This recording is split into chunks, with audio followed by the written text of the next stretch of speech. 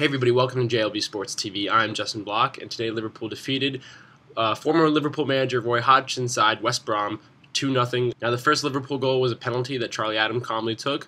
The penalty call itself was controversial, but it was one of those calls where if it was outside the penalty box, it's definitely a foul every time, but since it's inside the penalty box, you don't always see the official giving it. In fact, the official didn't even give it at first. It was a linesman that gave it.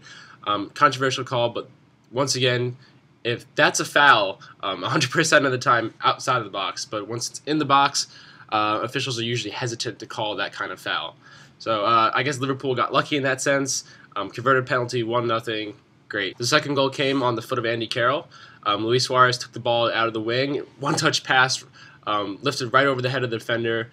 Andy Carroll slotted it in, almost screwed it up because he took a very, very poor first touch. But he was able to get it through the goalkeeper's legs.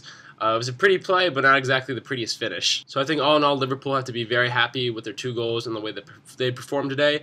It was high energy, high flying, a very just dominating performance from start to finish, and that's the kind of game that you want to see Liverpool have against weaker sides like West Brom. Especially when it gets cold and these winter months come ahead, you don't want to have defensive, tactical stalemates against these lesser sides. You want to dominate them from start to finish, control possession. I believe Liverpool controlled about 61% of the possession today, which is an outstanding figure. You want to control possession, get into their final third, and create as many chances as possible, and play with a lot of energy. I also want to give credit to Lucas today. He completely shut down midfield.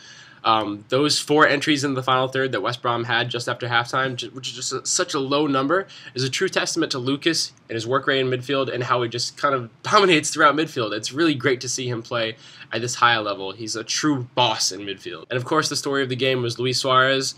He had another great game, and he's kind of transforming into Liverpool's equivalent of Lionel Messi. Not that I'm saying that he's the same quality as Messi, but in the way that he operates within the game, the way that his role in the Liverpool side is similar to Messi's with Barcelona. He's a creator first, a finisher second, but he'll get his share of goals. Essentially, he's a complete attacker, a true European number 10. It's not just fair to call him a striker because he sort of also brings the link between midfield and the attack because he's always going up receiving the ball.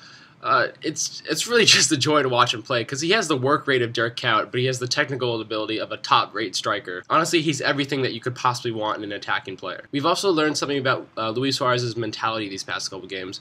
Of course, in the Carling Cup tie earlier in the week, he had another outstanding game, scored 2 goals, including the match winner. And today he had another great game, created a ton of goals. It was a shame he didn't get one himself. But we all know last weekend he had that very difficult game. He had like 10 shots, 5 of which were on target. I think that was the most shots that any player have had against one side in an entire season. Didn't get any goal. It was a very disappointing result for Liverpool. But he was able to come back in the next game and in this game like it never even happened. It's very important for a striker to have a short memory at the position, especially when you don't have your greatest game. And Luis Suarez has that ability. He has the ability to forget his last game. He was thinking, oh, you know, I didn't have the greatest game. I created chances. I didn't finish. I'm not going to let that affect me. And, you know, he hasn't. And that's very important. He's not a mental head case like so many strikers are. It was also nice to see Andy Carroll and Luis Suarez partner up. I want to see more of that more often. Andy Carroll's too valuable of a player and of a signing for him to not get games with Luis Suarez in. And they're going to have to work together if Liverpool want to truly be a top 4 side. I do think, although Liverpool were high-flying and pretty dynamic today, with Andy Carroll in the side, I feel like he's a big cog that isn't exactly fitting into the smooth, circular Liverpool machine.